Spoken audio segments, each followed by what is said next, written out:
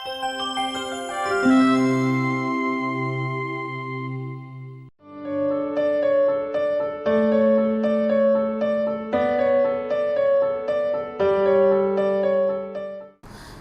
नाम विजय कुमार यादव, मैं नेपाल से हूँ। ये मेरे बेटा युवराज यादव है। अचानक इसको पेट में दर्द हुई, उसके बाद में हमने जाकर जब इसकी टेस्ट कराई तो डॉक्टरों ने बोला नेपाल में ही कि इसको मतलब एमआरआई कराइए। एमआरआई कराने के बाद वहाँ से हमको पता हुआ कि ब्रेन ट्यूमर है, इसके सर में ट्यूमर है। उसके बाद में हम लोग बहुत परेशान हो गए, अब क्या करें नहीं करें। अब वैसा मतलब ट्यूमर जो होता है वो सुनते ही आदमी को झटका लग जाता है। लेकिन हमने वहाँ पर एमआरआई कराई, उसके बाद में हमने सोच बनाई कि फर्दर मतलब दूसरी जगह से कंफर्म करते हैं।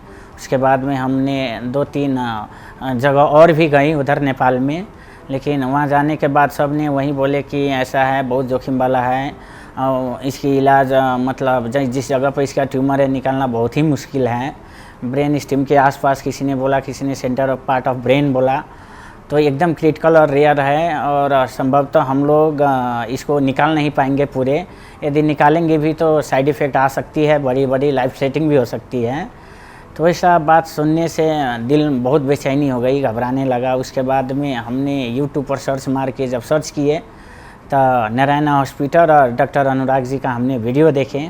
उसके बाद में हमने वो वीडियो देखने के बाद उसी वक्त मेरे अंदर एक हौसला जागी, एक उम्मीद जागी कि भाई अब मेरा बच्चा ठीक हो जाएगा। वहाँ पर डॉक्टर अनुराग जी ने एक 7 साल का बच्चे का जो वीडियो हमने देखी थी, उनका भी यहाँ से एकदम गुड अच्छे होकर वो बच्चा गया हुआ था, इसलिए वो वीडियो देखकर मेरे को संतुष्टि हुआ। उसके बाद ही मेरे अंदर वो उम्मीद जागी और हमने वो गूगल के ज़रिए सर्च करने लगे और लास्ट में हमने डॉक्टर अनुराग जी का क्या बोलते हैं कि नंबर से हम कांटेक्ट किए। कांटेक्ट करने के बाद उन्होंने बहुत पॉजिटिव रिस्पांस दिए। हमको बोले कि आप अपने बच्चे का जो डिटेल्स है मेरे को सेंड करो। उसके बाद में मतलब जो बड़े डॉक्टर होने के साथ साथ ही एकदम रिस्पेक्टिव मतलब डॉक्टर हैं। जब हमने उनको वो सारी डिटेल हमने सेंड की तो उन्होंने बहुत पॉजिटिव और बहुत ही मतलब उम्मीद वाली बात उन्होंने मेरे को बताया। उसके बाद में हमने दो ही दिन के अंदर अपने बच्चे को लेकर यहाँ आए।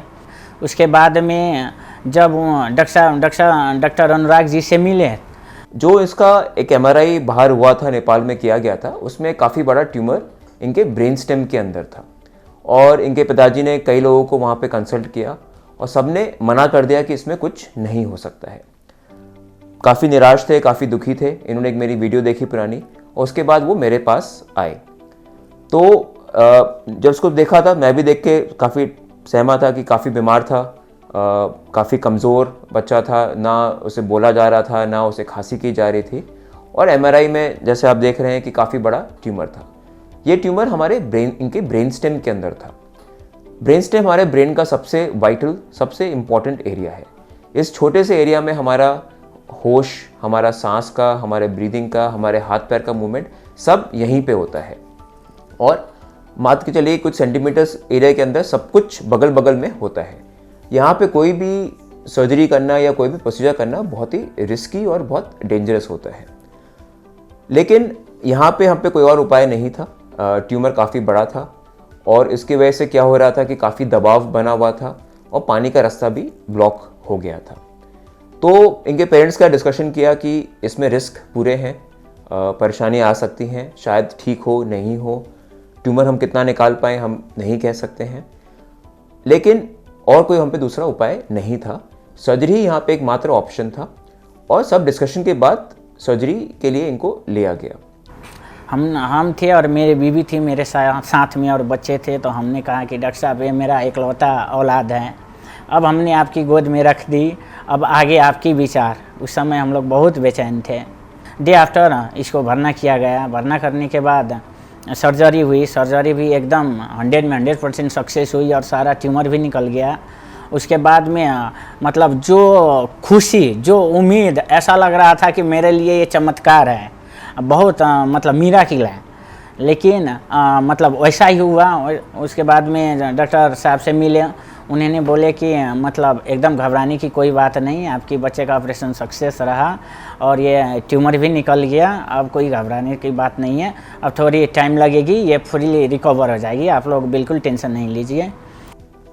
क्योंकि इसको पहले से ही खांसने में निकलने में परेशानी थी, तो हम एक्सपेक्ट कर रहे थे कि बाद में भी ये परेशानी बढ़ेगी, क्योंकि कोई भी सर्जरी के बाद दिमाग में सूजन आती है।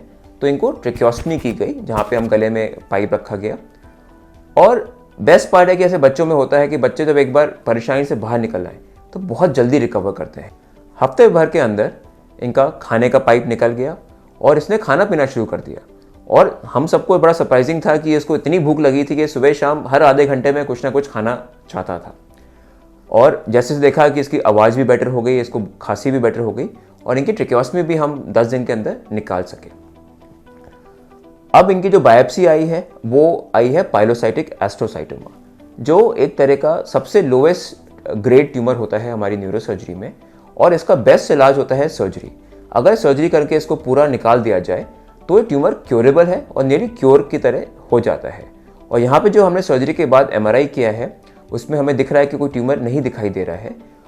फिर हम आपको MRI करेंगे 3 महीने के बाद, और अगर इसमें ट्यूमर बिल्कुल गायब हो गया है तो ये क्योर के बराबर है।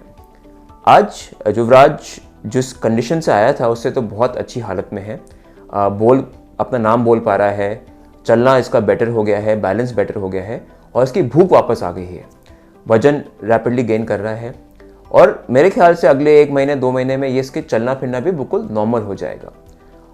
बच्चों में ट्यूमर आना सबके लिए बड़ा दुखदाई और डरावना होता है, चाहे वो पेरेंट्स हो चाहे हम लोग हो। मेरा भी इस एज का बच्चा है, देख के डर लगता है, लेकिन हमें याद रखना चाहिए कि बच्चे सबसे बड़े स्ट्रॉन्गेस्ट फाइटर होते हैं। अगर बच्चों को सही इलाज सही टाइम पे दिया जाए तो बड़ी से बड़ी परेशानी से बाहर निकल के और बहुत जल्दी रिकवर करते हैं। तो ये बहुत ज़रूरी है कि सही जगह पे सही टाइम पे कंसल्ट लिया जाए और देखा जाए कि इनके लिए हम क्या कर सकते हैं। और कभी भी हमें निराश होके हताश होके अपना हौसला नहीं खोना चाहिए। बहुत बच्चे ट्रीटेबल हैं जो इस कारण ट्रीट नहीं किए जाते हैं कि लोग मान लेते हैं कि इनका कुछ नहीं हो सकता है। तो डेफिनेटली अगर कोई आपको बच्चों को कोई परेशानी है तो डेफिनेटली एक सही जगह पे कंसल्ट लेना बहुत ज़रूरी है। Master Yuvraj was having problem in walking, swallowing problems and speech problems before the surgery. After the surgery, there was some improvement in all his symptoms. Then we started a structured rehabilitation program by the rehab team comprising of physiotherapist and the speech therapist. For improving his balance, the child was made to do balance exercises with the help of virtual reality trainer or a gaming device. The child responded very well to that. And our speech therapist did a specific exercises for improving his swallowing functions and the quality of speech. Now that we could see 95% improvement in all his symptoms, and we believe if we continue with all these exercises, he should improve completely. हमने बहुत सारी hospital मतलब गए जहाँ पर हमने मतलब मेरे बेटे का वो रिपोर्ट भी दिखाया, लेकिन मेरे को संतुष्टि नहीं हुआ। लेकिन जब यहाँ नारायणा सुपर स्पेशलिटी हॉस्पिटल और डॉक्टर अनुराग जी से मिलने के बाद मतलब जो होता है मेरे अंदर वो हिम्मत साहस आया। और पहले जिस समय हम आए थे उस समय मैं और मेरा वाइफ और मेरे बच्चे तीनों साथ आए थे। उस समय हम लोग बहुत ही दुखी थे, रो रहे थे, भगवान से मतलब मांग रहे थे अपने बच्चे के लाइफ के लिए। लेकिन जब यहाँ पर आए, जब मेरे बेटे का ट्रीटमेंट शुरू हुआ, इलाज शुरू हुआ, उसके बाद में जब ये अब मेरा बच्चा लमसम मंडे को डिस्चार्ज भी हो जाएगा। इसके दौरान अब मेरे को ऐसा लग रहा है कि मेरा बच्चा बिल्कुल ठीक है। हम लोग बहुत हैप्पी हैं और मेरे खुशी का कोई सीमा ही नहीं है, जो मेरे पास शब्द नहीं है कि यहाँ का हॉस्पिटल, यहाँ की डॉक्टर और यहाँ की मैनेजमेंट, यहाँ की सबको मतलब मेरे पास शब्द ही नहीं कि मैं क्या बोलूँ। और एक बाप के लिए औलाद के ज़िंदगी से बाहर कुछ भी खुशी नहीं है ज़िंदगी में।